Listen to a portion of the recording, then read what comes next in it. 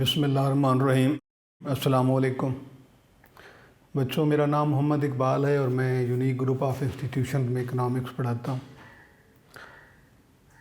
उम्मीद है आप अल्लाह के ख़ास फजल व करम से बाखैरियत होंगे। बेटे, ऑनलाइन क्लासेस हमने सेकंड चैप्टर आगाज़ किया था, थ्योरी ऑफ कंज्यूमर बिहेवियर, नज़रिया रवैया सारिफ। और सबसे पहले नज़रिया रवैया सारिफ का तारुफ़ आपको दिया कि ये सब्जेक्ट किसके ये चैप्टर किस चीज़ के बारे में है, इसमें हमने क्या पढ़ना है। उसके बाद उस चैप्टर में मौजूद तमाम आर्टिकल आपको लिस्ट करके दिए और इसके साथ यूटिलिटी और डिफरेंट कंसेप्ट्स ऑफ यूटिलिटी, इस पे हमने डिस्कस किया था। और उसके बाद मार्जिनल यूटिलिटी और टोटल यूटिलिटी में डिफरेंस हमने पढ़ा था with the help of table and diagram. आज इंशाअल्लाह हम उसी चैप्टर की थ्योरी को आगे लेके चलेंगे। चैप्टर बेटे हमारा है कंज्यूमर बिहेवियर, सारिफ का रवैया या नज़रिए रवैया सारिफ भी से कहा जाता है, थ्योरी ऑफ कंज्यूमर बिहेवियर भी है और सिंपली इसे कंज्यूमर्स बिहेवियर भी कहा जाता है। बेटे, आज हमने इस चैप्टर का जो टॉपिक हमने डिस्कस करना है वो है law of diminishing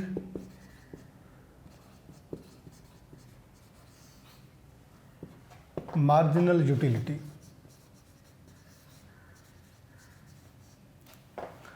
law of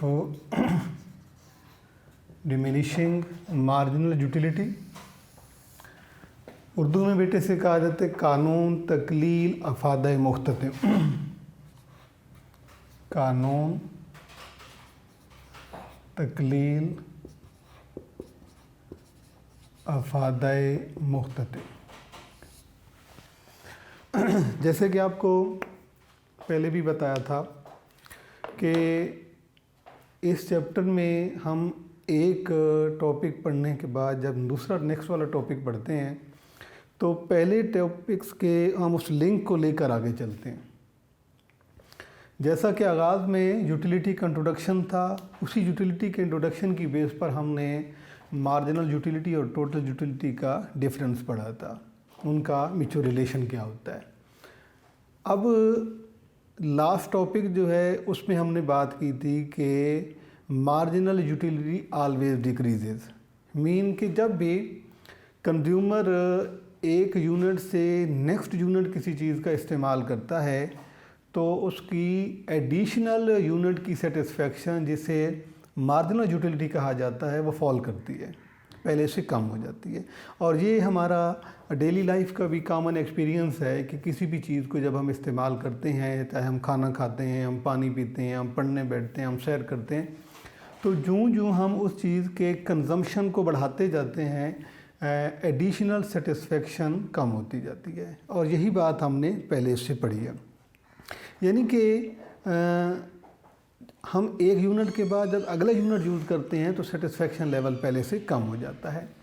और इसी बात को लेकर, इसी मौजू को लेकर आगे हमने आज पढ़ना है law of diminishing marginal utility. और सबसे पहली बात बेटे ये होती है कि हमने टॉपिक को समझने की कोशिश करनी है कि उस टॉपिक में हमसे क्या पूछा जा रहा है और हमने उसका आंसर क्या देना है। जब हमें टॉपिक की समझ आ जाती है कि जो टॉपिक हमसे बात की जा रही है उसमें किस चीज़ के बारे में है, उसकी मीनिंग्स क्या बनते हैं और उसमें क्या कहा जा रहा है, तो ये हमारे लिए बहुत आसान हो जाता है। अब आप ये देखें कि ये लिखा हुआ है जी, लॉ डिमिनिशिंग का मतलब होता है फॉल करना, फॉल करना, डिक्रीज भी इसके मीनिंग है। और मार्जिनल यूटिलिटी जिसे हम MU लिखते हैं कि सेटिस्फेक्शन ऑफ नेक्स्ट यूनिट या एडिशनल यूनिट, अगर हम इसका तर्जुमा करते हैं तो हम ये कहेंगे कि the law according to that additional unit satisfaction decreases.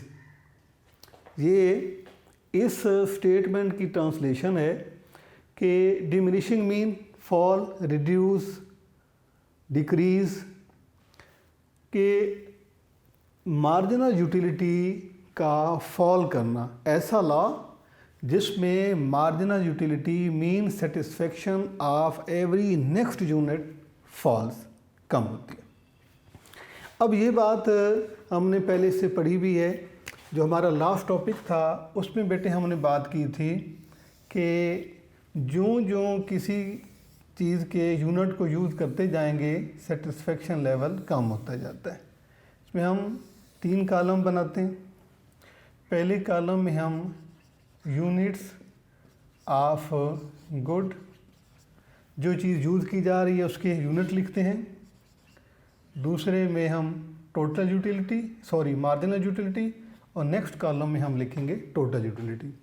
इसके लिए पहले भी आपको समझाया है कि बेटे आप, चूँकि ये तमाम चीज़ें जो हैं वो मफरूज़ात होती हैं, आप अपनी आसानी के लिए, अपनी आसानी की खातिर जितना आसान डाटा लेंगे उतना ही आपको प्लॉट करने में आपको आसान होगा, डायग्राम आप आसानी से बनाएंगे।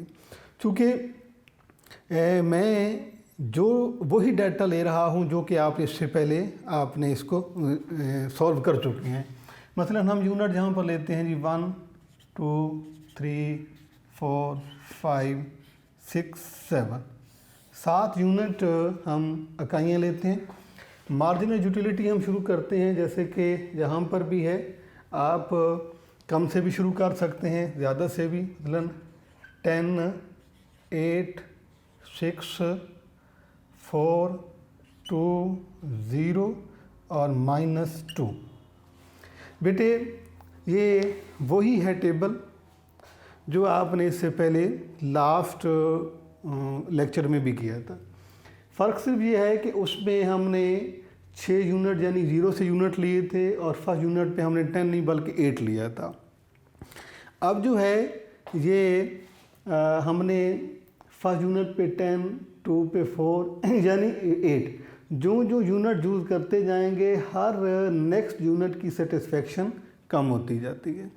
और इससे आप टोटल बनाएंगे, फर्स्ट का है 10, इसमें 8 आप ऐड कर देंगे 18, फिर आप 6 करेंगे 24, 28 हो जाएंगे 30, 0 ऐड हो के 30 और ये हो जाएगा 28। तो ये वही टेबल है, वही मालूमात हैं जो आप इससे पहले पढ़ चुके हैं। इससे लास्ट आपने टेबल में यही किया था। उसमें बेटे आपने ये किया था कि चूँकि आपने इन दोनों का रिलेशन पढ़ा था, लिहाजा ये टेबल और ये टेबल आपने बना के इसको प्लॉट कर दिया था। अब हमने आज जो पढ़ना है वो ये है कि law of diminishing marginal utility, कि जिसमें हर नेक्स्ट यूनिट की सेटिस्फेक्शन पहले से कम होती जा रही है, ये हमने आज पढ़ना है। यानी आज हमारा टॉपिक क्या है? Law of diminishing marginal utility. इसमें बेटे जब आप टेबल बनाएंगे तो आप मार्जिनल यूटिलिटी और टोटल यूटिलिटी भी बना सकते हैं, लेकिन आपको अपने इस टॉपिक के लिए सिर्फ़ और सिर्फ आपका कंसर्निंग पॉइंट जो है वो मार्जिनल यूटिलिटी है, यानी मुख्ततिम अफादा। क्योंकि इसी लॉ को आपने प्रूव करना है कि marginal utility always fall all decreases. और चूँकि हमेशा जो ऐसा ही होता है, हर चीज़ जो भी आप कोई एलिमेंट लेते हैं, कोई भी आप ऐसा कोई मतलब अमल करते हैं, कोई भी एक्शन है जिसमें चूँकि उसका नतीजा यही निकलता है कि हर नेक्स्ट यूनिट की सेटिस्फेक्शन कम होती जाती है। क्योंकि ये एक कॉमन एटीट्यूड होता है, एक कॉमन रिस्पॉन्स होता है, इसलिए इसे लॉ के मानों में लिया जाता है। तो ये है बेटा कि ये यूनिट्स हैं और ये मार्जिनल यूटिलिटी, और इसमें हर नेक्स्ट यूनिट की सेटिस्फेक्शन जो है वो कम होती जा रही है। तो इसके बाद हम उसी हमारा जो पहला पैटर्न है कि इकोनॉमिक्स में हम एक ही बात जो करते हैं उसको हम पहले वर्डिंग में बयान करते हैं, उसके बाद हम टेबल बनाते हैं, उसके बाद हम जो है वो उसको असम्पशन लिखते हैं, फिर लिमिटेशन। तो चूँकि इसको पहले मैंने आपकी टेबल से आपको समझा दिया है, बेटे आप इसे डिफ़ाइन करेंगे डेफिनीशन में। डेफिनीशन के आगाज़ में आप कोई भी इकोनॉमिक्स का कोई भी आप लॉ पढ़ेंगे उसके आगाज़ में लिखा होगा other things remain the constant.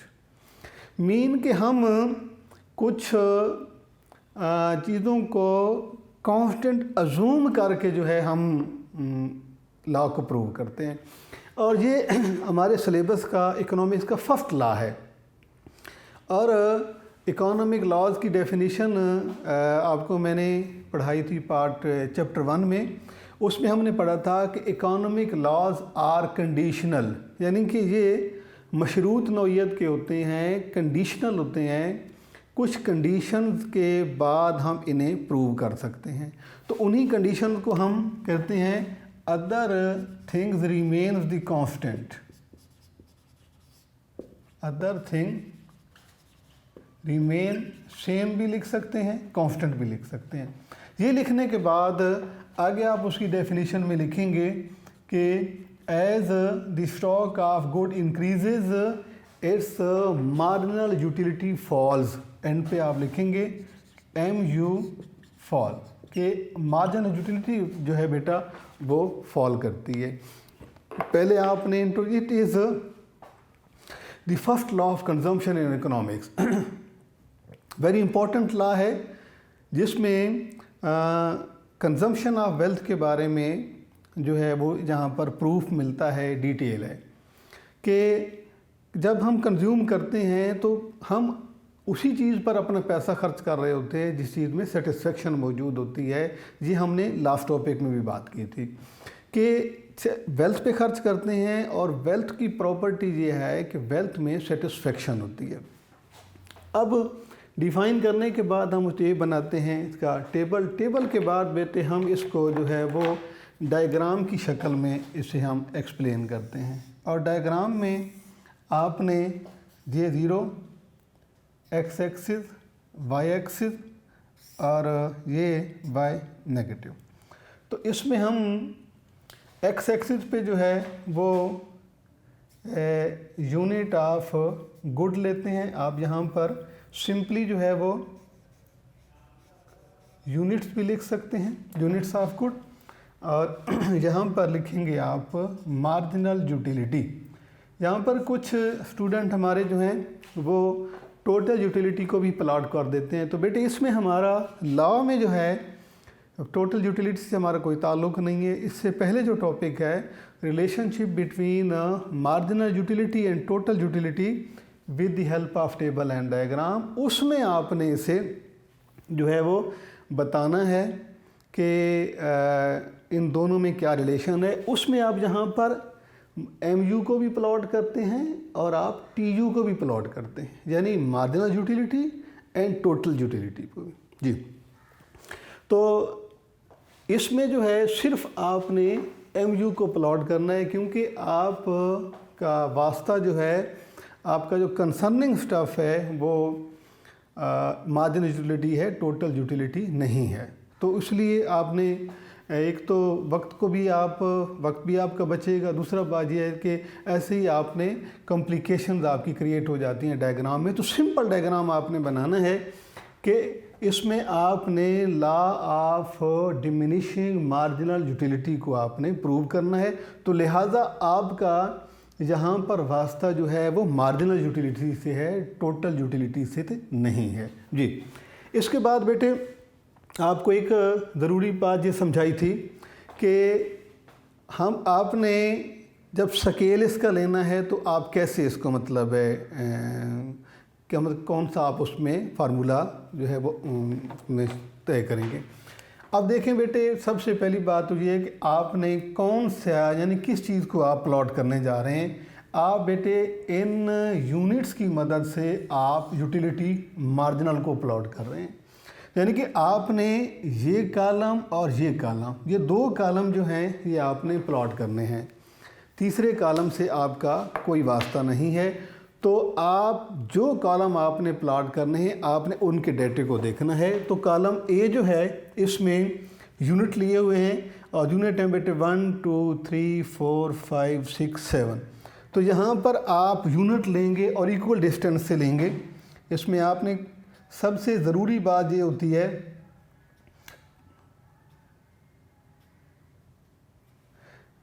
पहला यूनिट, दूसरा, तीसरा, चौथा, पांचवा, छठा और यहाँ पर आप एक से सातवां यूनिट ले लें। इसमें बेटे जब आप स्केल की मदद से लेंगे तो ये इनका डिस्टेंस आपने बराबर रखना है, क्योंकि एक ही कुलिया आपको समझाया है कि अगर जब इनमें मार्जिन यानी नंबर मार्जिन बराबर है तो स्पेस मार्जिन भी बराबर होना चाहिए। जैसे कि तमाम में जो है 1 1 का गैप है, यानी कि 1 जो है वो 1 2 3 4 5 6 7 7। इसी तरीके से चूँकि इनमें अगर ये बराबर है तो इनकी स्पेस भी बराबर होनी चाहिए, फिर जाके जो है आपका डायग्राम दुरुस्त हो सकता है। अब अगर आप ऐसे करते हैं कि आप 1 यहाँ पर आप 3 लेते हैं तो ये 1 का गैप हो जाएगा, ये 2 का, तो नंबर गैप डिफरेंट हो जाएगा, जबकि स्पेस गैप जो है वो बराबर हो जाएगा, जिससे ये आपका गलत हो सकता है। उसके बाद ये देखने के बाद बेटे उसके बाद आपने देखना है वो कॉलम जिसको आपने यहाँ पर प्लॉट करना है, और वो है बेटा 10 और मिनिमम वैल्यू 0 यानी के बाद 2 और 10 है। तो इसका जो है बेहतरीन तरीका ये है कि आप इसको 2 2 के गैप से रखेंगे। आप 2 4 6 8 10 और यहाँ पे आप -2 लेंगे जी। तो अब आप इसकी वैल्यू जो है वो लेनी है। पहली यानी फर्स्ट यूनिट जो है गुड का, उस पे मार्जिनल यूटिलिटी है 10। तो आप ये 1 और इसको मिलाएंगे आप, ये यूनिट फर्स्ट यूनिट पे सेटिस्फेक्शन लेवल है 10। अब जैसे ही हम पहले के बाद दूसरा यूनिट यूज़ करते हैं, यूनिट जैसे ही बढ़ाते हैं सेटिस्फेक्शन लेवल 10 से कम होके 8 हो जाता है। तो आप मिलाएंगे बेटे 2 और 8 को,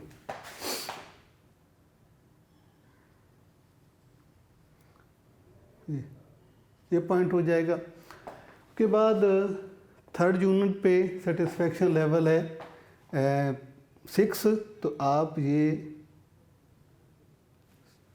3 और 6 को मिलाएंगे, ये पॉइंट हो जाएगा। उसके बाद 4 यूनिट पे सेटिस्फेक्शन 4, तो आप इसे 4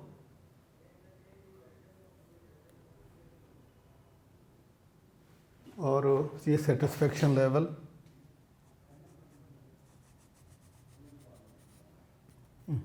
ये हो जाएगा पॉइंट। उसके बाद 5 पे 2 है, तो ये 5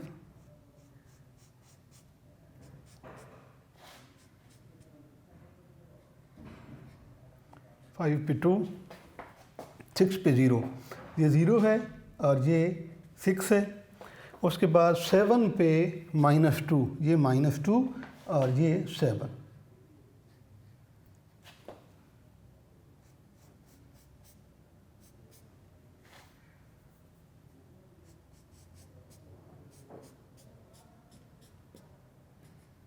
ये हो गया। इसमें बेटे पहले पॉइंट को आप A B C D E F और G, अब आप इन पॉइंट्स को आप मिलाएंगे।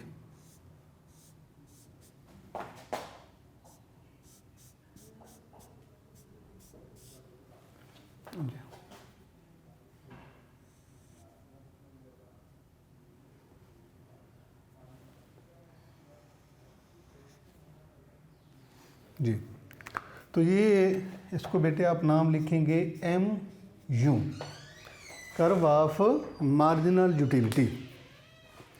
और ये उस सूरत में आपका कर्व दुरुस्त हो सकता है जब आप स्केल खासकर डिफ़ाइन करने में आप केयरफुल रहेंगे, क्योंकि अगर आप इनकी वैल्यू, ये चूँकि मैंने तो जहाँ पर अंदाजे से वैल्यू ली हैं, आपने उसको प्रॉपर स्केल रख के पेज पर उसमें आप उसको इक्वल डिस्टेंस से लेंगे, और फिर जब आपने इनको ज्वाइन करना है जिस तरह से जहाँ ऐसे मिलाना है आपने, तो उसमें भी आपने प्रॉपर जब स्केल से मिलाते हैं तो ये कर्व बिल्कुल आपका स्ट्रेट आएगा, जिस तरह की आप वैल्यू लेंगे उसके अकॉर्डिंग आएगा जी। अब बेटे इसमें जो है प्लॉट करने के बाद जो मैंने आपको इसमें ज़रूरी बातें एहतियाती आपको बता दी हैं कि डायग्राम बनाने में आपने किन चीज़ों का ख्याल रखना है।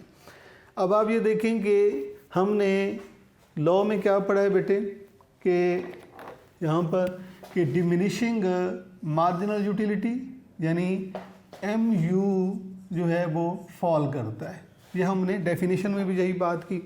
उसके बाद हमारा नेक्स्ट स्टेप जो था ये टेबल में भी हमने यही शो किया है कि मार्जिनल यूटिलिटी जो है वो फॉल कर रही है। इसके बाद जो तीसरा स्टेप है वो डायग्राम का है, और डायग्राम भी हमें यही साबित करता है कि मार्जिनल यूटिलिटी कर्व जो है वो नेगेटिव स्लोप रखता है from up to down, left to right. इसके बाद अगला जो मरहला होता है बेटे वो इसको एक्सप्लेन करने का होता है, यानी कि explanation of law, explanation of diagram. तो डायग्राम एक्सप्लेन आप कैसे करते हैं कि जैसे आप डायग्राम को बिल्ड करते हैं उसी जो है तरह से आपने डायग्राम को अपनी वर्डिंग में लिख देना है। जब आप इसको एक्सप्लेन करेंगे तो आप लिखेंगे in this diagram marginal utility is shown on y-axis while units of good are plotted on x-axis. At first unit of commodity or good, the satisfaction level mean utility is 10, we get point A. As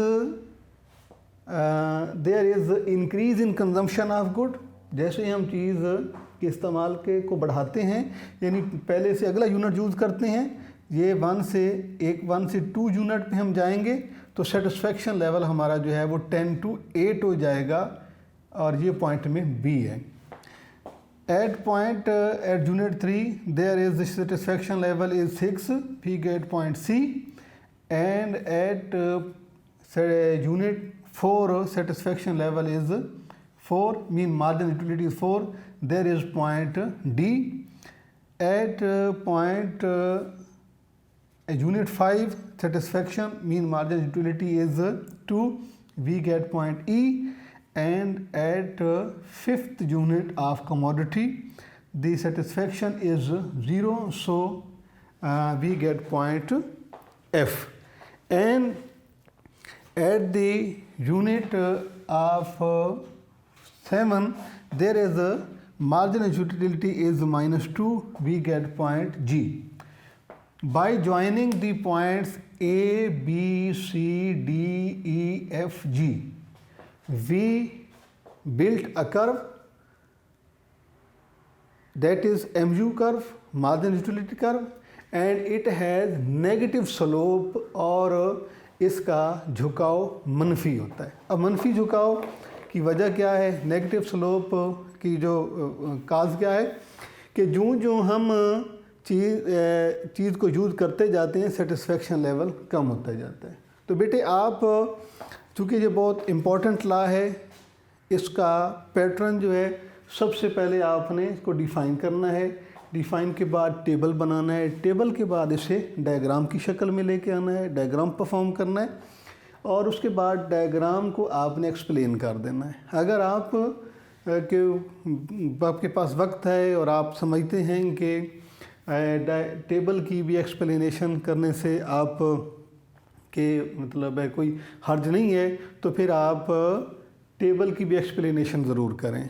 अगर आप वक्त की किल्लत है और आप समझते हैं कि जैसे इससे को टेबल की एक्सप्लेनेशन से वक्त ज़ाय हो सकता है, तो फिर बेटे आपने एक्सप्लेनेशन उसकी बेशक आप ड्रॉप भी कर दें, लेकिन जो डायग्राम की एक्सप्लेनेशन है इसको आपने अटेंडिंग कॉस्ट जो है आपने ज़रूर लिखना है, क्योंकि इसके जो हैं प्रॉपर मार्क्स होते हैं।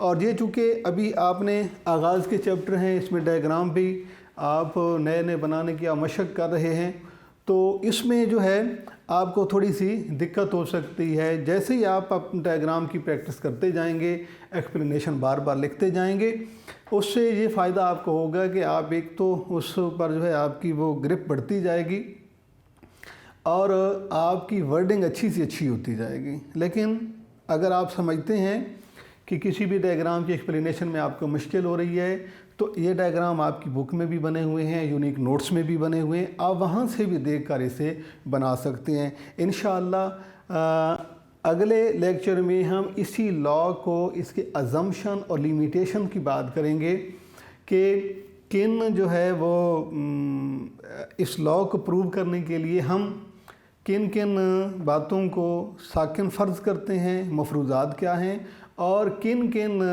पॉइंट्स पर या किन चीज़ों पर अप्लाई नहीं होता, और इसके अलावा इसकी प्रैक्टिकल इम्पोर्टेंस क्या है, ये लॉ समझाना इंतहाई ज़रूरी है बेटे, because this is the first law of consumption in economics. इंशाअल्लाह हम इसके बाद अगले लेक्चर में इसे मुकम्मल करेंगे। अल्लाह हाफिज़।